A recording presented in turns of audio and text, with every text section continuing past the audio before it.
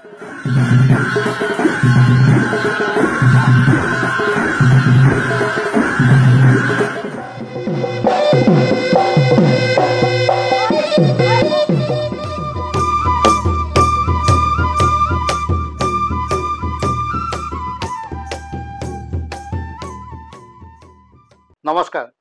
অসম বিধানসভাৰ নৱনিৰ্বাচিত 5 গৰাকী সদস্যই শুকুৰবাৰে বিধায়ক হিচাপে শপত গ্ৰহণ কৰে। অসম বিধানসভাৰ নতুন ভৱনত আয়োজিত এটা অনুষ্ঠানত অধ্যক্ষ শ্ৰী বিশ্বজিৎ দৈমাৰীয়ে নৱনিৰ্বাচিত সদস্যকেইগৰাকীক শপত বাক্য পাঠ কৰোৱায়।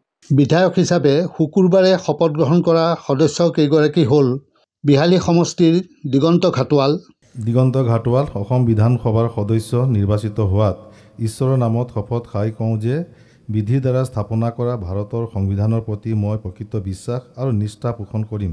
চামগুৰি সমষ্টিৰ দীপ্লু ৰঞ্জন শৰ্মা অসম বিধানসভাৰ সদস্য নিৰ্বাচিত হোৱাত ঈশ্বৰৰ নামত শপত খাই কওঁ যে বিধিৰ দ্বাৰা স্থাপনা কৰা ভাৰতৰ সংবিধানৰ প্ৰতি মই প্ৰকৃত বিশ্বাস আৰু নিষ্ঠা পোষণ কৰিম। বঙাইগাঁও সমষ্টিৰ দীপ্তিময়ী চৌধুৰী অসম বিধানসভাৰ সদস্য নিৰ্বাচিত হোৱাত ঈশ্বৰৰ নামত শপত খাই কওঁ যে বিধিৰ দ্বাৰা স্থাপনা কৰা ভাৰতৰ সংবিধানৰ প্ৰতি মই প্ৰকৃত বিশ্বাস আৰু নিষ্ঠা পোষণ কৰিম। চিডলি সমষ্টিৰ নিৰ্মল কুমাৰ ব্ৰহ্ম आसाम आयेन आफादनि सोद्रोमा सायख'जानायाव इसोरनि मुङै समायखिरा लायोदि आयेन खान्थिजों सुजुनाय भारत संबिजितनि सायाव आंहा नंगुबै फोथायनाय आरो थलाई समष्टिर निहार रंजन दास আমি নিহার রঞ্জন দাস আসাম বিধানসভার সদস্য নির্বাচিত হইয়া ঈশ্বরের নামে শপথ করিতেছি যে আমি বিধি দ্বারা প্রতিষ্ঠিত ভারতের সংবিধানের প্রতি প্রকৃত বিশ্বাস ও আনুগত্য পোষণ করিব। শপত গ্ৰহণ অনুষ্ঠানত মুখ্যমন্ত্ৰী ডক্টৰ হিমন্ত বিশ্ব শৰ্মা, সংসদীয় পৰিক্ৰমা মন্ত্ৰী পীযুষ হাজৰিকা প্ৰমুখ্যে মন্ত্ৰীসভাৰ কেইবাগৰাকীও সদস্য আৰু বিধায়ক উপস্থিত থাকে। বিধায়ক হিচাপে শপত গ্ৰহণ কৰা সদস্যসকলৰ 3 গৰাকীয়ে অনুষ্ঠানৰ পাছত ALA লাইভৰ আগত তেওঁলোকৰ মতামত এইদৰে আগবঢ়ায়।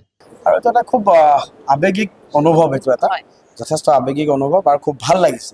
আৰু ভাল লগাৰ লগে লগে দায়িত্ববোধো বাঢ়িছে। দায়িত্ববোধ বঢ়াৰ লগে লগে মনত এটা এনেকুৱা এটা ভয় ভাবো আহিছে যে মই কিমান যেনিবা বা কেনেকৈ মই দায়িত্ব পালন কৰিব পাৰিম। কিন্তু মাননীয় মুখ্যমন্ত্ৰী ডক্টৰ হিমন্ত বিশ্ব শৰ্মা ডাঙৰীয়াৰ মাৰ্গদৰ্শনত নিশ্চয় আমি বহুতখিনি কাম শিকিব লগা আছে, বহুতখিনি কাম কৰিব লগা আছে। ৰাইজৰ যথেষ্ট আশীৰ্বাদ আছে আৰু ৰাইজৰ যথেষ্ট আশা আছে। এই আশাখিনি আমি কেনেদৰে কাৰ্যত পৰিণত কৰোঁ, এজন ভাল বিধায়ক হিচাপে যাতে গণতন্ত্ৰৰ মৰ্যাদা বুজি গণতন্ত্ৰৰ মৰ্যাদা ৰাখি মই কাম কৰি যাব পাৰোঁ।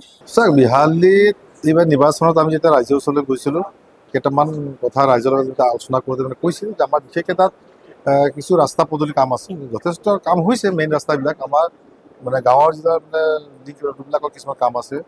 আৰু আমাৰ তাত অলপ হাতী উপদ্ৰৱৰ সমস্যাটো আছে। হাতী মানুহ সংঘাতিক কেইদিনমান আগতো হাতী মানুহ সংঘাত এজন মানুহ মৃত্যুবৰণ হ'বলগীয়া হৈছে। আৰু কিছু অঞ্চলত আমাৰ বিশেষকৈ নদী কাষৰীয়া অঞ্চলবিলাকে গৰাখহনীয়াৰ সমস্যা আছে। তো এনেধৰণৰ 2-3টা কাম বিশেষকৈ আছে। বাকীটো এজ এ হ'ল আমাৰ যিখিনি গভৰ্ণমেণ্টে যথেষ্টখিনি কাম কাজ কৰিছে। গতিকে বিধানসভাত প্ৰথমবাৰৰ কাৰণে আজি শপত গ্ৰহণ আহিলোঁ। শপত গ্ৰহণ হ'লে সঁচা খুব সুন্দৰ এটা অনুভূতি। আৰু নিশ্চয় বিহালীবাসী ৰাইজৰ লগত আলোচনা কৰি আগন্তুক দিনত বিহালী সমষ্টিত যেনেধৰণে কাম কৰিব লাগে চৰকাৰখনৰ লগত পৰামৰ্শ লৈ কৰিম। মই খুবেই ভাল লাগিছে। মোৰ এই মুহূৰ্তত মোৰ বঙাইগাঁও সমষ্টিৰ প্ৰত্যেকজন ভোটাৰলৈ মনত পৰিছে তেখেতসকলে দিয়া ভোটেৰে আজি মই এজন বিধায়ক হ'ব পাৰিলোঁ। আৰু তেওঁলোকে যি অক্লান্ত শ্ৰম কৰিলে মোৰ কাৰণে সেই সুবাদত তেওঁলোকক মই বহুত ধন্যবাদ। আৰু কি কাম বুলি ক'লে মই এই মুহূৰ্তত কি কাম কৰিম মানে ভাবিব লাগিব। মানে এতিয়ালৈকে আজি শপত গ্ৰহণ কৰিলোঁহে, কাইলৈ দিনটোৰ পৰা মই আৰম্ভ কৰিব লাগিব। মই কি কাম কৰিম, মই কি পদক্ষেপ। এই প্ৰতিবেদনৰ ইমানতে সামৰণি মাৰিলোঁ। ধন্যবাদ। আপোনালোকে চাই থাকিব ALA লাইভ।